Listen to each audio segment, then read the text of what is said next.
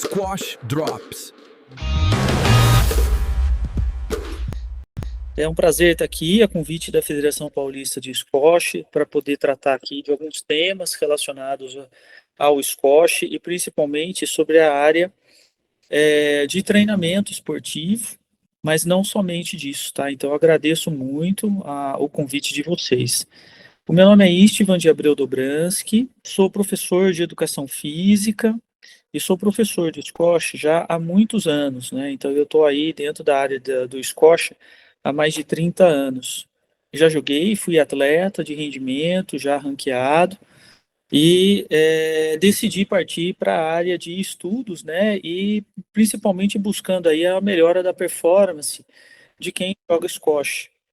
Dentro da área de treinamento, nós temos a preparação física, que envolve não só o tempo de quadra, que é você fazer essa preparação física lá dentro, que você faz isso, na verdade, quando você está lá treinando, fazendo os drills, ou fazendo algum trabalho de footwork, mas também envolve também, às vezes, muitas vezes, treinamento fora de quadra, né? Então, pode ser, às vezes, uma esteira, uma musculação, corridas fora, tiro. Então, isso é preparação física. Existe a preparação técnica, que é a questão da melhora da sua precisão dentro do squash, seja lá rebatendo boost, voleio cruzado, saque, recepção de saque, né, e assim por diante. Existe também a parte tática, que é um ponto muito importante, porque num determinado nível de jogo, a preparação física, quando ela já está igualada, né, com os seus adversários, fará muita diferença essa parte da escolha tática, que é a tomada de decisão, né, como que você vai construir, então, aquele ponto e principalmente aquela partida, e quando você vai escolher quais golpes você vai dar. E durante esse processo todo, é óbvio que isso passa por adaptações e alterações ao longo da partida, porque você pode escolher uma determinada forma tática para poder trabalhar durante o seu jogo, mas é óbvio que o jogador adversário também está fazendo isso, então ele vai passando por mudanças ao longo da partida. E existe o aspecto psicológico, né? Que é necessário que o atleta ele se conheça, que ele vá, na verdade, não só chegar conhecendo a sua parte mental e a sua saúde mental, mas que isso é uma parte de evolução, é um desenvolvimento, é alguma coisa que vai sendo trabalhada e que a gente vai se conhecendo ao longo do tempo, ao longo das experiências que nós vivemos. Então, isso quer dizer que não vai ser só durante a partida, mas também aquilo que envolve toda uma parte que antecede a própria partida, né? Então, as partes pessoais, aquilo que você deseja, como vida, quais são os seus princípios, aquilo que você não vai abrir mão, né? A sua parte moral, a sua parte ética, isso tudo interfere na sua saúde mental antes da partida. E isso vai, obviamente, interferir nas suas decisões durante a partida, né? Então, a saúde mental, ela é hoje um dos grandes pilares que se tem discutido dentro do Comitê Olímpico Internacional, dentro de todas as federações internacionais esportivas. Por quê? Porque ele é algo que tem passado por mudanças muito grandes, porque as gerações que estão vivendo agora, que são as gerações que estão vivendo a partida, na verdade, os jogos, Olimpíada ou mundiais, não são as mesmas gerações que antecederam, que é quem nasceu ali antes de 2000, década de 90, década de 80, década de 70, principalmente. Aquela psicologia do esporte que a gente usava, aquelas ferramentas ainda existem, mas elas passaram por mudanças porque as gerações são diferentes. E a ansiedade, o que muda, né? A hora que a pessoa ela vai rebater na bola, se ela está muito ansiosa, primeiro, a frequência cardíaca dela vai aumentar. Qual que é o problema? O cansaço gastroenergético dela vai ser maior. Então, gasto energético maior. Isso significa que vai sobrar menos energia lá para o final da partida. Segundo, a percepção do que está acontecendo na quadra, ela é maximizada. O que significa isso?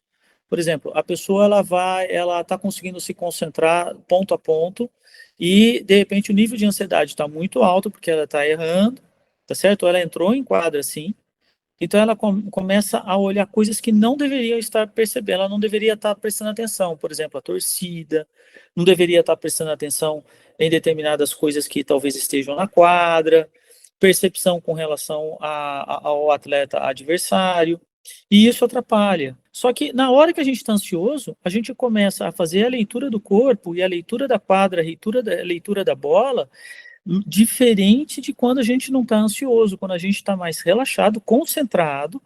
Não é que está relaxado em termos de brincando, não.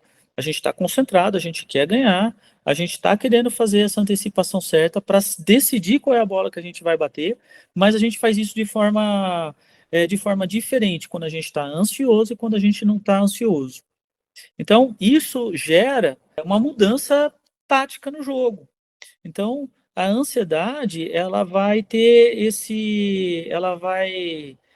dar essa noção, essa percepção do ambiente à nossa volta e das pessoas muito diferente. Então, o atleta, ele precisa ter ferramentas para poder lidar com as suas emoções. Primeiro, ele tem que ter a possibilidade de abertura de poder conversar sobre isso sem ser julgado. Porque se o atleta acha que ele vai ser julgado, que ele não tem abertura completa para conversar com o seu técnico de forma de forma livre, que isso vai ser julgado, que isso vai ser levado como se fosse uma fraqueza, como se isso for interpretado como algo que ele já deveria saber, ou se ele achar que o técnico ou alguém vai diminuir ele, né? Então, de alguma forma, né? Falar alguma coisa agressiva, dar bronca e assim por diante. Então, é óbvio que ele vai ficar retraído. Então, ele não vai querer falar sobre a sua saúde mental. Também é importante considerar que o atleta como um todo e que a vida dele, a vida de atleta é uma decisão difícil para a pessoa, principalmente para os mais jovens.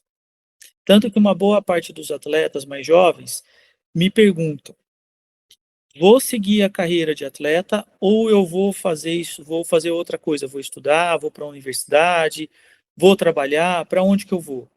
A hora que fala sobre ansiedade, até mesmo o atleta não sabe de onde está vindo a ansiedade e o estresse dele.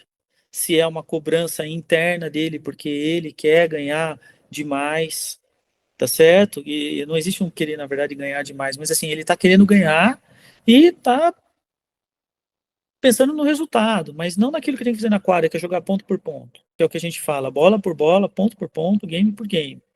Às vezes ele não consegue fazer isso, ele escuta, ele sabe, mas fazer isso lá na quadra e manter 100% da concentração é difícil para ele. Então, qual é a fonte de ansiedade? Qual é o medo? Qual é o receio? E, por último, que técnicas utilizar? E aí precisa de um psicólogo esportivo, porque, obviamente, você vai ter um nível de ansiedade. Puxa, tem técnicas que funcionam para alguns atletas, técnicas que não funcionam para ele. Então, tem inúmeras técnicas, né? Então, a gente tem a forma de respiração, às vezes é fechar o olho, às vezes é conseguir inspirar um pouco mais longamente, soltar, principalmente soltar o ar mais devagar. E aí não é uma questão só, veja que existe uma resposta do sistema parasimpático em relação ao sistema simpático na respiração, tá certo? Então eu tenho que prestar atenção na bola. Mas se eu estou com muita ansiedade, o meu sistema simpático ele está completamente ativo neuralmente, então a gente está prestando atenção num monte de coisa. Então a respiração, a técnica da respiração é para ajudar esse sistema parasimpático ele conseguir diminuir essa quantidade de sinais, e aí por meio dessa diminuição da quantidade de sinais, ou você consegue manter os sinais só aqueles que são necessários, só que você tem alguns segundos para fazer isso.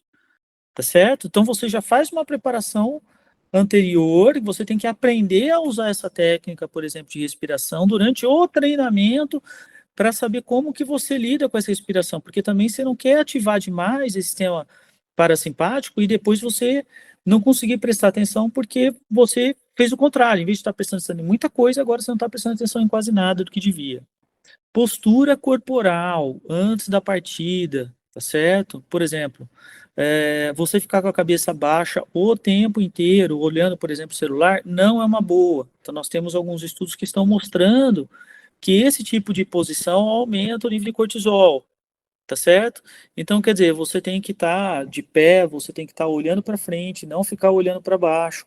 Tem que entrar como se fosse assim, olha, eu tô com coragem, quer dizer, eu vou enfrentar a vida. Você tem que estar olhando para alguma coisa na sua frente e alguma coisa que seja um pouco mais distante, que não seja o seu celular.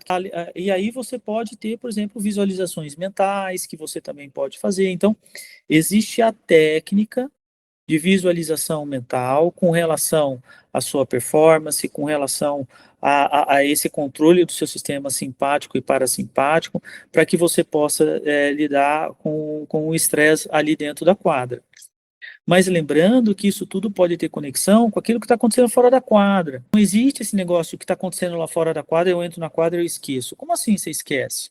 Você é a mesma pessoa, você é a mesma cabeça. Às vezes você não vai, muitas vezes você não vai conseguir fazer isso, depende do que está acontecendo. Mas quantos atletas de alto rendimento a gente está vendo agora falando sobre saúde mental? A saúde mental do atleta, ela é muito importante. Então, assim, gente, eu espero ter podido contribuir um pouco com algumas informações. E é isso, gente. Muito obrigado de novo, Federação Paulista, por essa grande oportunidade. Eu acho que a gente tem muita coisa para construir. Nós temos conhecimentos, a gente tem que saber como a gente tem que aplicar isso dentro do squash, tá bom? Muito obrigado. Squash Drops.